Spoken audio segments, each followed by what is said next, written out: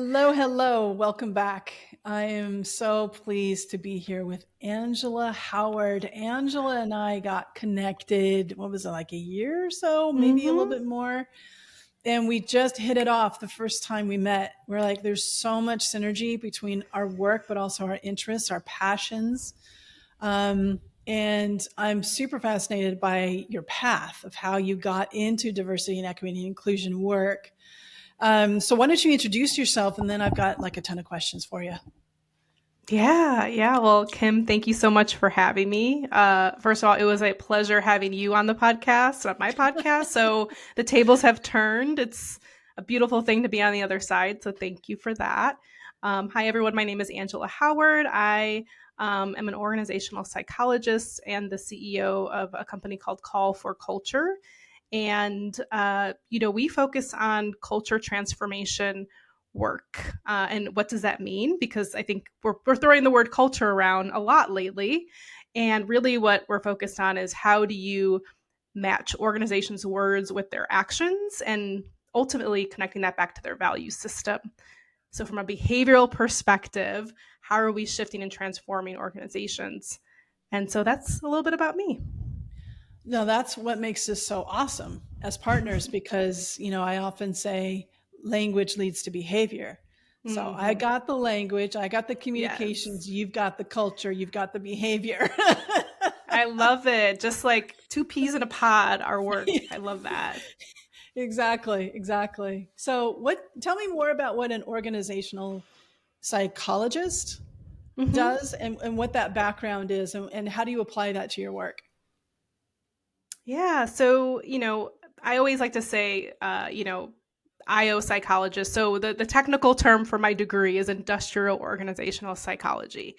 I think it's becoming more and more prominent, but we do have a branding problem. So I think someone in communications should work on that. Yes, I'm automatically thinking of grease and machines, Right. Yeah. Exactly. We have a horrible branding problem. But really, this work started during the Industrial Revolution, where quite honestly, it was like, how do we most effectively get the most out of people? And of course that's not the work we do today. It's evolved more to, how do humans actually behave within the workplace? How do we think about organizations as microcosms of society and almost like a study of anthropology, right? But we're using data and science to make decisions around people within organizations and how to not just get the most out of them, but also to work with the human condition and how humans thrive within the workplace.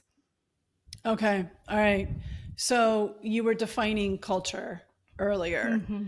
Uh, Often there's an acknowledgement of the formal side of culture and then the informal side of culture. So when you're working with clients, and if you have any kind of stories, to talk about certain client situations, how do you help them understand the influence of culture, especially towards diversity, equity, and inclusion goals for an organization? Yeah, so I think a lot of times we have misconceptions around what culture is. This connects back to my academic background because in IO psychology, we talk a lot about the organization as a system and how the different pieces work together to drive behavior and action and change. And so when it comes to culture, culture is really just a culmination of rituals, beliefs, habits, things that happen almost like below the surface. It's things you can't always name or put your finger on, but they've evolved over time to a point where it just is. And a lot of times this gets in the way of change because if you think about a founder who's built a company and it's 100 years old, you can see how those traditions and rituals have evolved over time to just stick, right? And nobody questions them, nobody says anything. But what a lot of organizations don't do is they don't audit that connected back to their value system. So we work with organizations to say, okay, well, you have these beautiful core values, right? These were core values that maybe were developed even 100 years ago. They haven't changed with the times or even broader culture and society. So maybe we should relook at them. And let's really talk about what are the behavioral proof points that tell us that we're doing these things. And I think a lot of organizations do a great job of putting the beautiful words on a web page or a wall, but they don't actually define the behaviors. So I'm talking about inclusion, you're talking about inclusion from completely different mental models. I think that's really very important to understand as we may be throwing around these terms, but it doesn't mean I understand them. It doesn't mean that, I mean the same thing. And it doesn't necessarily mean that I know what it looks like when it's happening. Another challenge that we have as DEI communicators is that we focus and rely on the terms diversity, equity, and inclusion Mm-hmm. as kind of safeguards that people get it and people understand. That's not the case. So I'm challenging a lot of my clients to say, what are the outcomes of diversity that Yes. we're Mm-hmm. seeking? What are the outcomes of equity and inclusion are we seeking? So it's more of like use those words, and that will reach more people who are triggered by the words, by the phrases, and words DEI for sure. But Mm-hmm. sometimes I think, no, I know that us as communicators need to go below the surface to understand what diversity, equity, and inclusion actually is, because we use these terms to kind of hide behind, and Mm-hmm. we don't go deeper into what they actually mean.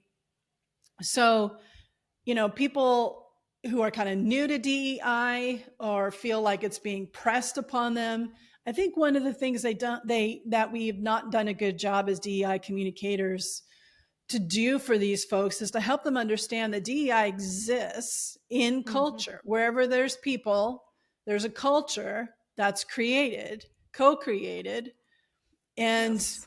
what we're seeing is kind of the shadow side of DEI, because it's wild, wild west. It's not intentional. It's not strategic. Mm-hmm. It's not informed. And that's what all we're trying to do is to get to, just like really honing in on a product, on a service, and truly understanding what it is, knowing how to measure it, and understanding the benefits of this product to our company. It's really understanding and getting below that surface, so we don't just hide behind these terms. So can you talk a little bit more about how culture can be unbridled, that it will happen with or without us, but as we get more intentional with co-creating culture towards these outcomes that diversity, equity, and inclusion are trying to drive us towards and promise us? Yeah, so the best analogy I can think of for this to kind of use a little bit of storytelling here is a garden. And I use this often when it comes to culture because first of all, what happens when you don't tend to a garden? You get weeds, right? So culture Yeah, is just look at going my to backyard right now. Yeah. exactly same, mine too. So if you're thinking about culture as it's something you certainly need to curate in your mind, but you also have to do things you can't just speak it and make it so. So I can't just say, you know what, this bed of flowers is going to be a beautiful bed of daisies. You actually have to, dig in the dirt. You've got to pull the weeds. You have to constantly tend to the culture of your organization. And I think sometimes as leaders, we have these programs, right? We develop these programs that have a start date and an end date. And well intended, maybe a little performative because culture is something You're being much that more kind than I am. yes, I'm slicing and dicing my words a little bit here, but truly, you have to nurture culture. You have to understand what the layout of it, if we think about the garden, again, the daisies go there, the roses go there. We want to make sure the weeds are pulled. The weeds are the best analogy for people or leaders who are actually doing the opposite of what you want within your culture. So I Mhm. think sometimes we focus so much on adding on when Mhm. in reality we should be deconstructing or even taking away to get to the culture that we're looking for. I So love that. Yeah. absolutely, it's absolutely something you have to tend to constantly, and really you need an anchor for that. And our philosophy at Call for Culture is that your value systems translated into those behavioral proof points is your anchor. And that should be something that's baked into everything you do, how you hire, how you develop, how you evaluate, how you hold people accountable, what your policies and processes look like, how your employment value proposition shows up, how your brand value shows up. It should be baked into everything that you do as an organization. And planting those seeds. So if we're planting Mm-hmm. seeds of roses, don't be really pissed off if it comes out as roses when you actually wanted tulips. You can't be mad at the Right. seeds. It's like, take a look around. If there's a whole bunch of apple trees and you're like, where's the variety? Well, it's because we've been planting apples this whole time. So that's where we're coming from, and being strategic and intentional in saying, if we want a wide variety of fruit in our orchard, that's what we have to Yes. plant and nurture, to your point. So let's get into language. So what Mm. role does language have when it comes to shaping culture and, and just communications in general? Yeah. So, gosh, I have so many thoughts on this. The first thought is, I like to think about language as there's equity in it. So, what I mean by that is, when I start working with an organization, I spent a lot of time, pretty much the first month, learning the language of the organization. Because back to that point around inclusion, what I'm saying and you're saying may be two completely different things. We may be using different words, but meaning the same thing as well. So we spent a lot of time just and this is where the anthropology comes in, um, observing, understanding. When we talk about culture, what are we actually talking about? You're saying one thing but meaning another, or your behavior and your actions are mismatched. Why is that? So language, I think, has some brand equity in it, and it's important to sometimes meet people where they are. That's the first piece. Is I may be saying one thing and using different language, but we may be talking about the same thing. So I think language can connect people and create understanding. The second thing is that language sends a signal. So if we're using language that makes me feel less than celebrated, if we're using language that excludes people because nobody knows what it means, that is a tool for exclusion within an organization. And then thirdly, I think language is just something that, again, from an anthropology perspective, it's more of that broader C culture, right? I think of like workplace culture as a lowercase c, and then you're working with the broader uppercase C. Language is how we use information and share information and tell people how we're feeling, how we're doing, and then hearing things over and over again, I think are really important for things to stick from a cultural perspective. So that was a lot because No, I I love saw it this question and I'm like, oh my gosh, there's so many implications around language. so much. Yeah. And I know you're a proponent of inclusive language and gender neutral language, and really helping clients understand what is inclusive language. What is that language that we can use to create this culture that your values are asking you to create? I do a lot of, we're recording this during Pride Month in June. Mm-hmm. And I do a lot of talks about pride, tell my own personal, coming out story, etc. And one of the things that I always want to share is this idea of an inclusion agreement, where in order to create a welcoming environment, one of the things that I sniff out as a gay woman is, are you making jokes about the gay community? Are you, saying love is love, but doing a different thing, like you said? Like, do you make fun of pronouns? Do you not have your pronouns on your email signature? So there's these signifiers that people within the community look for to see if they're safe in your Yes. environment. And I am reminded of a story I was told by my mentor, who said that it's a great story. It's of a kid and a bunch of kids in kindergarten, and the question was asked, "What is love?" Mm. So you're talking about all these different ways that definitions can come out. So one kid says, "Love is my name safe in your mouth." Ooh, that's My powerful. name is safe in your mouth. And so if we Mm. think about that in a workplace, Like, is my name, is my identity, is who I am safe in your mouth, whether I'm in the room or not, and whether you know me or not. So whether I ever meet you or not. So Mm, in your family, in your coworkers, the team that you may manage, or the company you may lead, or how you vote, or where you spend and donate your money, is my name, is my identity, is my humanity safe with you? So I really think it's important for folks to understand, the role that language leading to behavior and co-creating this culture is. These are things that we're looking for. We're looking for words and phrases. Are there jokes? Are the way are people not stopping jokes? And then I know that I'm not safe in this environment, and then I know who to trust and who not to trust. And so, and one of those early signifiers is people who use their pronouns, mm, for example. That I know that at least they're aware enough and care enough to extend that signifier to folks in the mhm. community. Now, you work with a variety of companies, and they're all over the place, from just getting started or may have been working on DEI in various forms over the last 2 decades, right?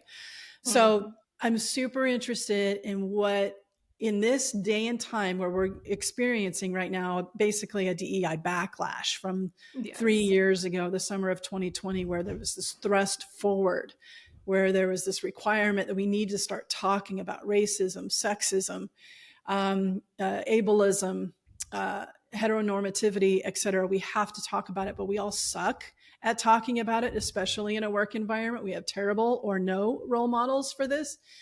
But now there's this pushback, which is a signifier of progress being a spiral. It's not linear, it's a spiral. So we're circling around, Mhm. which means we're going to come around the bend very soon. And there's going to be this momentum going forward, which is what listeners of this podcast are looking for, is how to be a part of that Mhm. movement, that continued forward movement of inclusivity in the workplace as well as in society in general. So what are some of the top three challenges that you're seeing your clients and organizations going through as they do this work in the midst of this kind of, shit show that a lot of organizations are Yes. experiencing right now, this, this identity crisis? Yeah.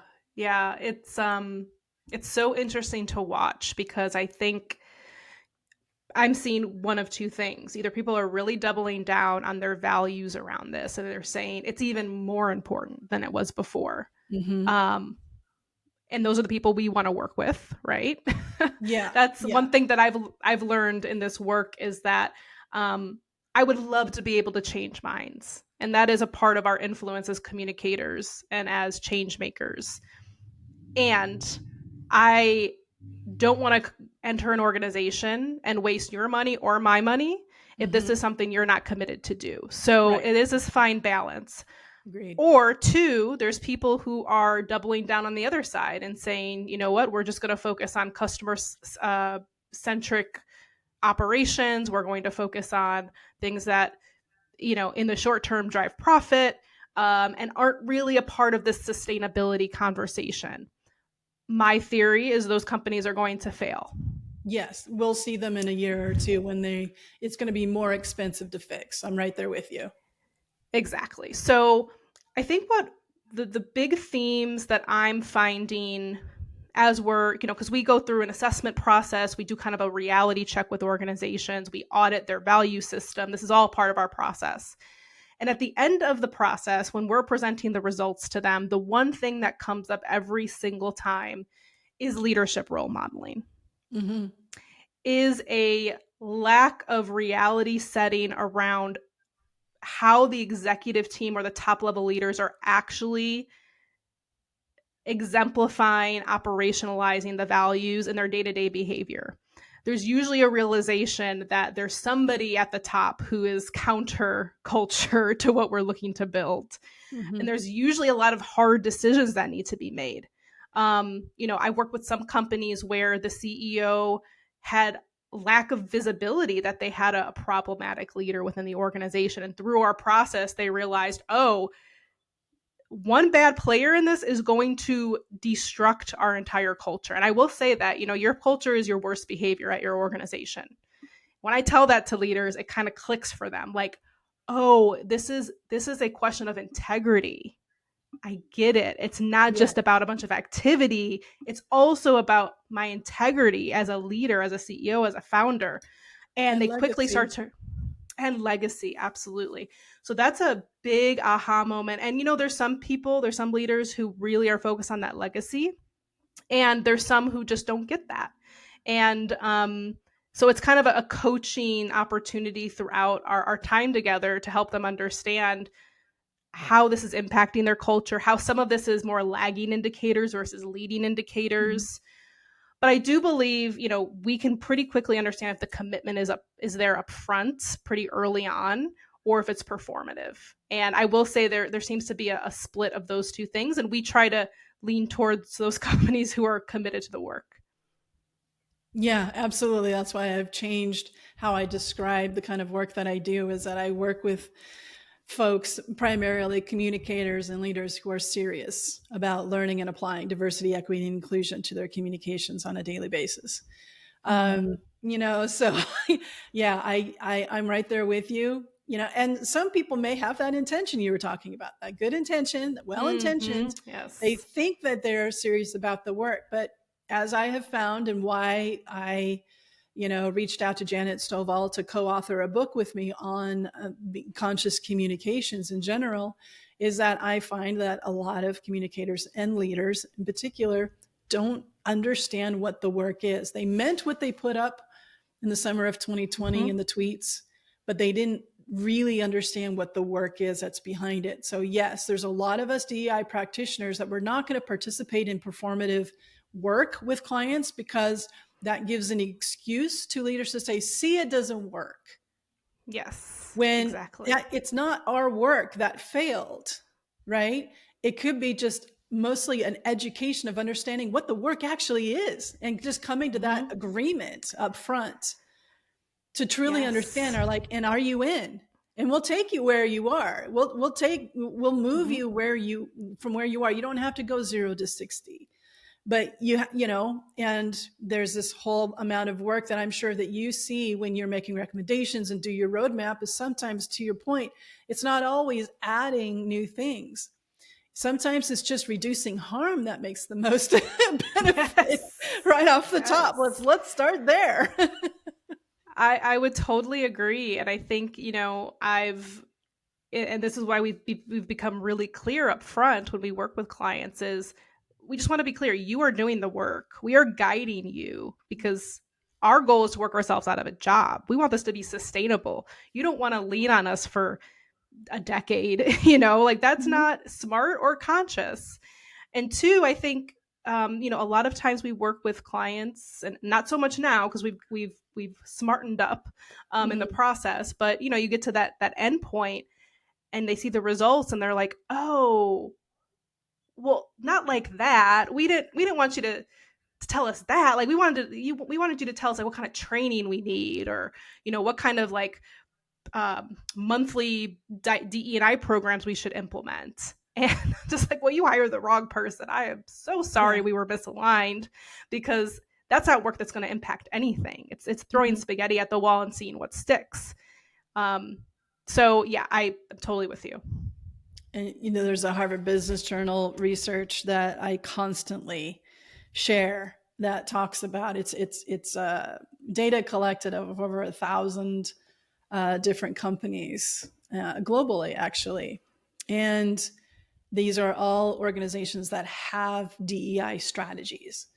And it was found in this data that 75% of employees at different parts and levels of the organization, their daily lives were not impacted or improved in any way, shape, or form. That is 75%. So everything's staying at the top with the awesome branding and Yep. the cool infographics, and there might be employee resource groups, but are they empowered Mm-hmm. to actually do a work? Do they have a business value? Do they have a cultural value?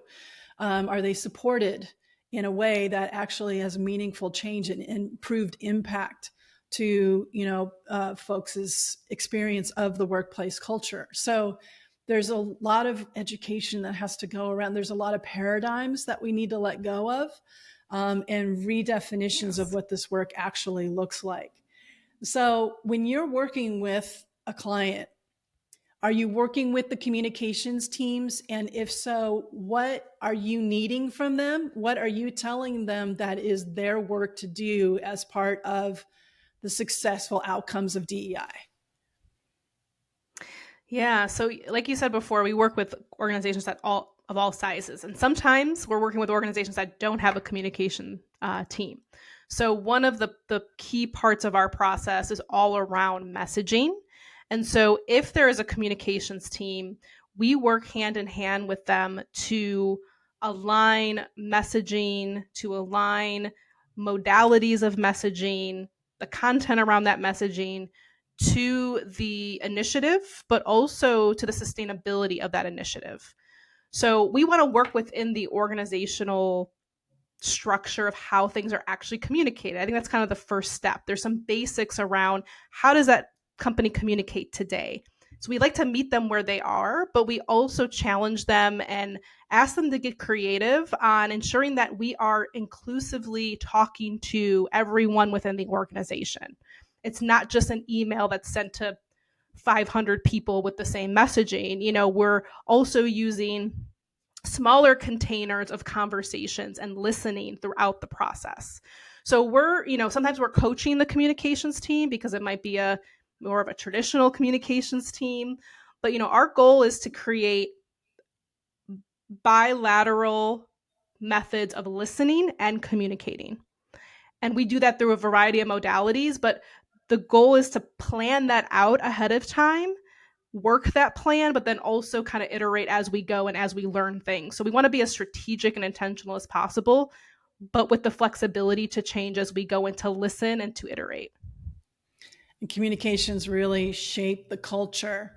There's a tone that's set Yes. by communications, kind of words that we use. Are we super jargon heavy? Are we super stuck on our headquartered country's Mm-hmm. colloquialisms? So there are all kinds of ways that communicators really need to step up. I'm a firm believer, I don't know how you feel about this, Angela, is that DEI efforts cannot be successful without communicators getting their head Agree. around this work and stepping up and truly understanding what it is, because they are co-creators and shapers of the workplace culture. Yes, absolutely, 100%. And, when I worked as a CHRO before I started my own business, communications and marketing were my two. Everybody was a partner in a way, but they were really close partners for me, especially communications, because those two things are just so connected, like you said. With your experience as a chief of human resources officer, um, what's your take on DEI being kind of staged within HR? Oh, well, I think we're seeing an interesting trend around like what I like to call kind of this hero and cape mentality when it comes to chief people officers and also chief diversity officers, where all of this work around culture and DE&I sits within a person. And I think there's a lack of understanding that when you hire a chief people officer, or a chief diversity officer, or a chief HR officer, all of the different titles we give heads of, um, they are facilitators, they are guides. This work needs to work and be built within the fabric of your organizational culture. And I almost see it as we should be working ourselves out of a job, just like we do as consultants. The diversity team should also be working themselves out of a job. Now, is that possible? Probably not. It's kind of a meta idea, but it's the idea that you're building sustainability within the organization. So when you place DE&I under HR, for example, first of all, you're buffering it and sending a signal that it's not a strategic cultural focus of the organization. You're also sending a signal that this department exists, but it exists in a vacuum and nobody else should be doing this work. So I think it's detrimental, to be honest, to have DE&I sit under HR.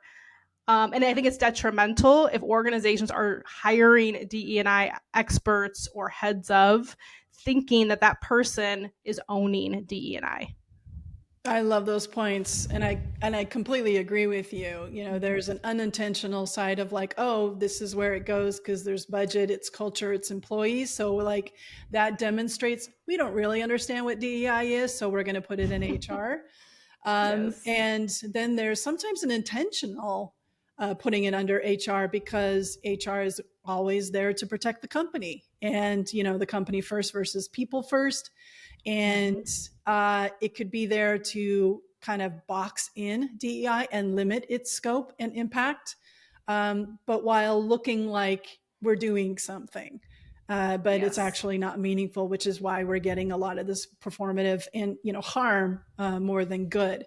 Sometimes it's intentional to keep it under control, and some of it is. And sometimes it's like we don't know what it really is, so it seems like everybody else puts it under HR when in fact having its own lane, like there's IT, there's legal, Mm-hmm. there's HR.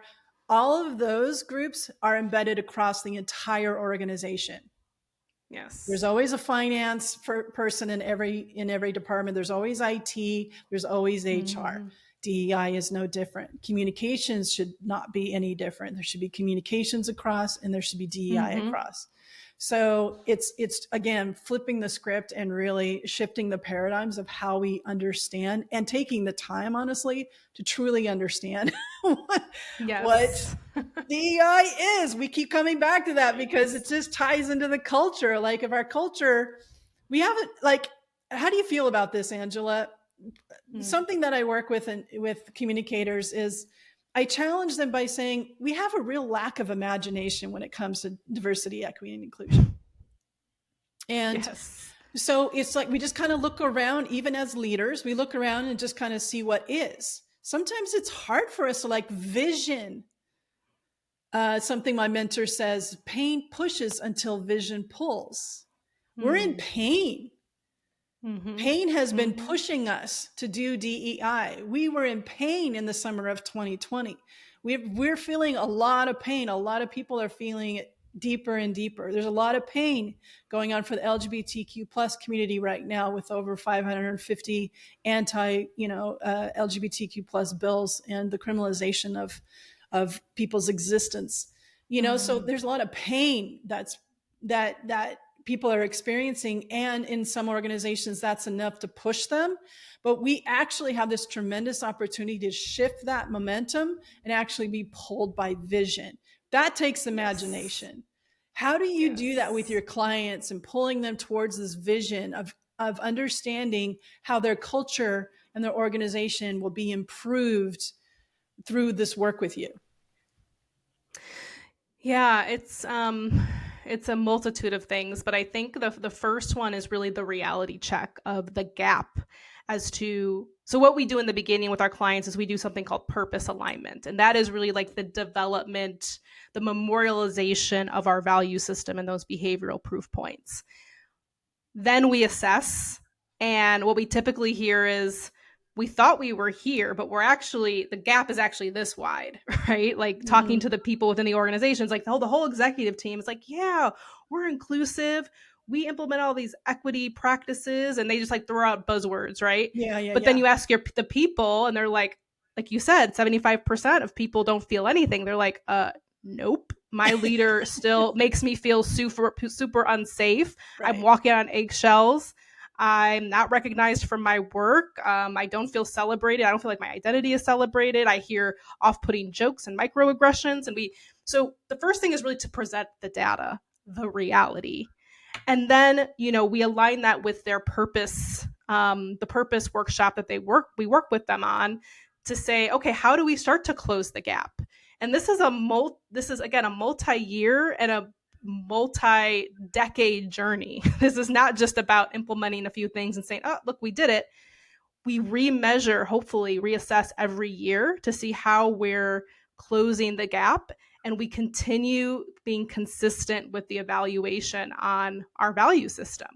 And we continue to hold, if we continue to be employed by the client, we're kind of accountability partners as well, to challenge, to step into that challenger role and say, hey, you said this, but you're doing this. Does that make sense to you? And if it does, I think we have a problem, because we don't see it that way as your consultant. So I think it's about setting the vision up front, assessing against that vision, seeing where the gaps are, being really humble to those results to say, oh shit, we have a problem. Let's work on that. I think what you shouldn't do is see those results and say things like, oh, well, not like that, or that's ridiculous. It's all their problem and not ours, because we've seen that too. And then there's kind of just a shutdown. So there's a little bit of grieving that happens. I don't know how else to describe it, because there's grieving. Yeah, people, I work a lot with leaders as they're grieving through the results. And this is actually part of our process. And it's a little bit of the psychology part of it all, which is you're losing something. You're losing a vision of what you thought already existed that now you see doesn't exist. And you see all these huge gaps. And some of those gaps are around your own leadership or your leadership team's leadership or how the organization has operated thus far. And so it truly is a grieving process to work through that future vision. But you have to go through it. You have to go through the murkiness and the nastiness to get there. It's like the 5 stages of grief. So oftentimes we see the deny or the bargaining. We see the anger. We're seeing that a lot. But we don't talk enough about the grieving part and the acceptance. Those are the 5 stages of grief. And so I really appreciate you really talking about that sadness, that kind of sense of loss, of a different picture, and not shutting down and having that humility to be open to hear what, because oftentimes our leaders are surrounded by people that tell them what they want to hear. That's the beauty of going outside. You get, you don't know what you don't know, and you're going to always cater to, what's going to keep your job or get you promoted or keep you out of trouble. But a consultant can come in and just have real talk. And I think leaders really do respect that and actually appreciate that, no matter how, it can be really hard to hear.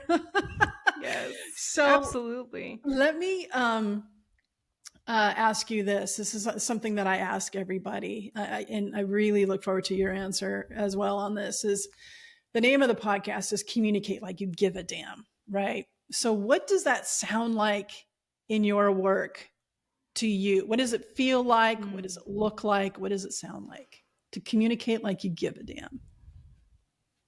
Yeah, so I think the first thing is understanding your people. Not just their roles, but as humans, their wants, their desires, their needs, their aspirations, their agendas. You really have to spend time understanding the nuances and the diversity of your people and know that that translates into different ways of communicating. I think that's the first thing. The second thing, I think, is all around transparency. So a lot of leaders that I work with love to spin communications. They love to use the flowery language, and it's just not helpful, and it does more harm than good. And people, I hate to say this, and maybe I'm not saying it the correct way, but this is what I think. I think a lot of leaders underestimate the brilliance of their people.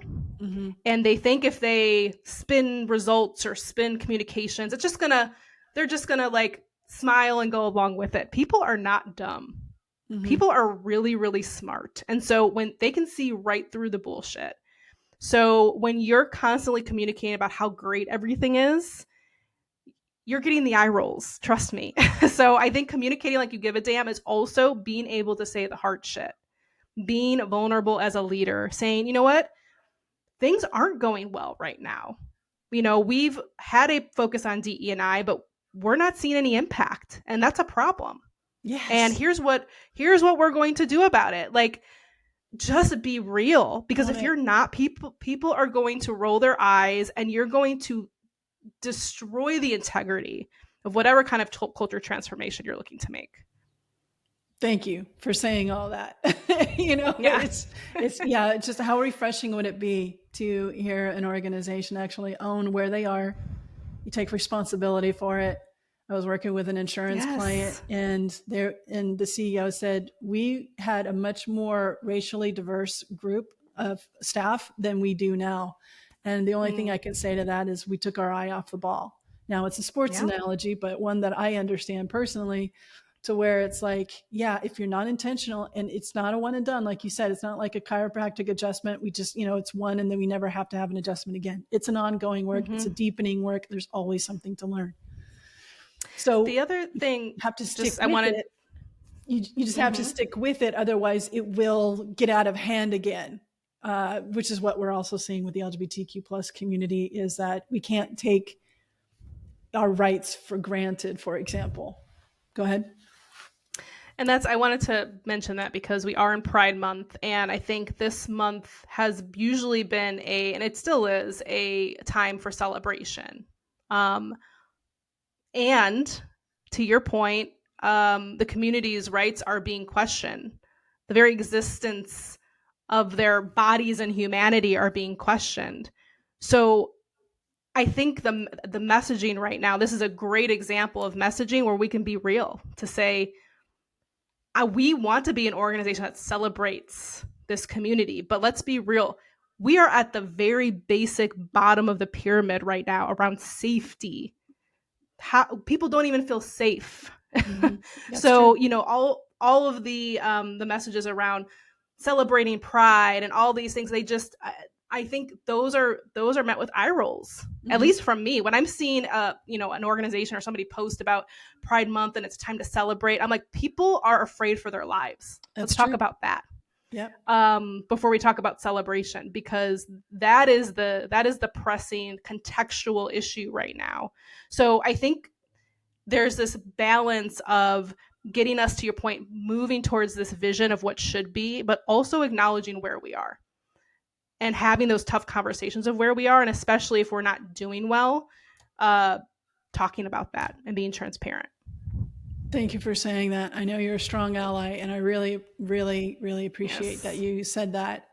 It is near and dear to my heart. Just yesterday morning, my girlfriend and I were talking about meeting up with some friends at a Pride event this weekend. And she's like, Mm. I don't know if I feel safe going. There's a genuine Yeah. fear. We spent the week last week in Toronto, where walking around in the gay neighborhood of Toronto, the worst Mm-hmm. thing that we were made aware that could happen is like insults, physical abuse, those kinds of Oh. things. But there was never, I didn't realize how alarm not how sensitive I am to my surroundings when I'm in the States, how Mm-hmm. aware I am of exits, how how kind of tense I was feeling until I was in Toronto and realized Mm. that there was a little bit of a PTSD that I was feeling of. I Mm. just didn't realize um, how much it was impacting my sensitive little system of Mm-hmm. just being afraid for my safety and the safety of those around me until I came back to the States. It's actually been kind of a culture shift for me to come back to the Wow. States after being in a Mm. space where really the worst thing that could happen to me is that someone could call me a name or punch me or try to stab me. Mm. Right? That's I can deal with that. Terrifying. I don't want to deal with it, but Gosh. I'm not. It's the lethality difference, and so it's a very real, very personal experience that I'm having right now in Mm-hmm. Pride, is Mm-hmm. around our is my personal safety. Uh, Yes. just going out and having a good time with my friends, like everybody should have the right and the ability to do. So, Mm. so you know, I love you, your work. I admire and respect the incredible work that you're doing and making the shift and taking everything that you've gotten so far and turning it into a service to companies who desperately need this kind of service, and a little bit of a hand-holding that you actually help them through the emotional side of this work, which is absolutely necessary. Not everything, you use data, but there can be an emotional reaction to that data. So you're there on all the fronts. And I appreciate that work that you do for clients. How can people follow you and stay in touch with your work? Yeah, absolutely. Well, thank you, Kim, so much. You can follow me on LinkedIn. I'm under Angela R. Howard. Our company page is Call for Culture on there. And then if you wanted to reach out, you could go to callforculture.com, and that's where you can view a little bit more about our services and how we help organizations through this work. And your podcast is? And my podcast. Oh my gosh, yes. So we also have a podcast called Social Responsibility at Work. And you could catch us on all of the podcast platforms, anywhere where you listen. And yes, find our episode where you and I are having a chat about some things that were going on culturally and in communications at the time. And we're still seeing the fallout of that whole scenario that we talked about. Thank you for being here, Angela. Thank you so much. It was a real honor to spend this time with you. Thank you for sharing. Thank you so much, Kim. Appreciate you. So, what popped out to you from the conversation? The more conscious communicators in the world, the better the world. So go to communicatelikeyougiveadamnpodcast.com and set up a one-on-one strategy session. And until next time, let's keep taking care of each other.